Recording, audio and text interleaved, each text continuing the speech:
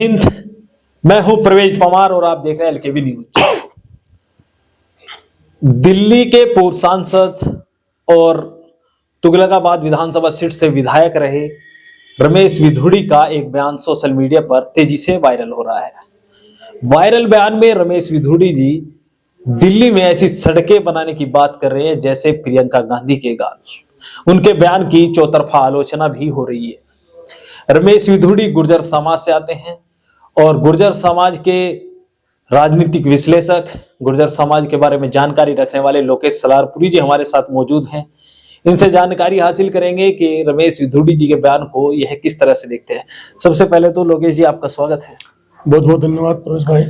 सांसद साहब का बयान तो सुन ही लिया होगा। हाँ, वो कलंकित बयान सुन लिया भाई। किस तरह से देखते हैं, बयान की क्या आवश्यकता पड़ी थी? देखो, एक आदमी अगर बदतमीज है तो बदतमीज है। इस बयान की कहीं कोई जरूरत थी नहीं। ये एक बयान पहले लोकसभा में दे चुके थे, वो वहां के अमरोहा के सांसद थे, उनके खिलाफ। वो बहुत ही निकृष्ट भाषा थी। हालांकि लोग कहते हैं कि इनका टिकट काट देगा था, लेकिन टिकट इसलिए भी नहीं कटा था क्योंकि टिकट और लोगों के भी कटे थे। उन्होंने बदतमीज भरा बयान नहीं दिया था, इनका टिकट कट गया था। लेकिन ये आदत से मजबूर है ये आदमी। और मैं बड़े साफ शब्दों में कहूँ तो बिरादरी को कलंकित करने वाली बात है कि हमारी बिरादरी में ऐसा नहीं, इतने घटिया इस तरह के लीडर बहुत कोई नहीं हुए। वो ठीक है, विरोध करते रहे, विरोध में रहे, सत्ता पक्ष में रहे, कैसी भी रहे, लेकिन उनकी भाषा बड़ी संयमित थी। कुछ पढ़े लिखे भी रहे, कुछ कम पढ़े लिखे रहे, लेकिन उन्होंने मयार मेंटेन करके रखा था।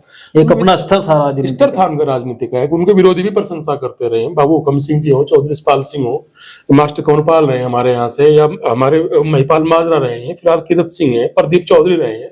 उनका मयार था। हार जीत अलग चीज है राजनीति में, लेकिन ये कौन सा तरीका है जिस तरह की बातें करते हैं। हालांकि कभी ऐसा बयान लालू यादव जी ने दिया था जी, हेमा मालिनी गाल की तुलना की, लेकिन वो बदतमीज कभी नहीं थे। उन्होंने एक मजाकिया अंदाज में उनकी इमेज भी इस टाइप की थी, तो किसी को बुरा भी नहीं लगा था। लेकिन ये तो सीधे इंटेंशन है, क्योंकि एक विरोधी पार्टी के नेता के ऊपर अटैक है, ये गलत है, इसकी तो निंदा होनी चाहिए। और मेरा अपना मानना यह है कि और सभी गुर्जर समाज के जो लोग हैं उनसे मेरा निवेदन है कि इस आदमी की भर्त्सना की जानी चाहिए। एक और बयान दिल्ली की सांसद अतिशी जी को लेकर उन्होंने दिया है। मैं कह रहा हूँ वो बदतमीज आदमी है, उसके बारे में सोचना कहना ही फ्यूजल, उसकी वो आदत से मजबूर है। उसने यही काम करना, बताता है गुजरों को कलंकित ही करना चाहिए, जैसे कि गुज्जर एक बेपरवाह बदतमीज और घटिया कौम है, वो ये प्रूव कर रहा है।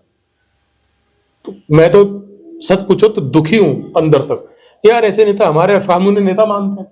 तो दिल्ली की जनता पे हंसी आती है जो ऐसे आदमी को संसद में या विधानसभा में भेजती है। उनको तो बायकॉट होना चाहिए प्रवेश भाई। तो आपको लगता है कि उनके प्रति गुर्जर समाज में नाराजगी है, गुर्जर समाज उनके बयान का समर्थन नहीं करता? देखिए, अगर आप ये मान के चल रहे हैं गुर्जर समाज एक अक्खड़ और अनपढ़ और बदतमीज कौम है, नहीं, मेरा मानना नहीं, मैं ये कह रहा हूँ क्योंकि ऐसा तो है नहीं जी। समाज है, बिरादरी में हालांकि हर तरह का आदमी होता है, लेकिन समूह है, पढ़े लिखे लोग हैं, तो वो कैसे इसके बयान का समर्थन कर देंगे? कोई समझदार आदमी इस बयान का समर्थन कर ही नहीं सकता। और शायद कहीं से आपने सुना भी नहीं होगा समर्थन किया, अगर किसी ने की निंदा ही की होगी। अभी चर्चाएं चल रही हैं और मांग की जा रही है बड़े स्तर पर कि इनका टिकट काट देना चाहिए भारतीय जनता पार्टी को, क्योंकि भारतीय जनता पार्टी तो नारी सम्मान की बात करती है।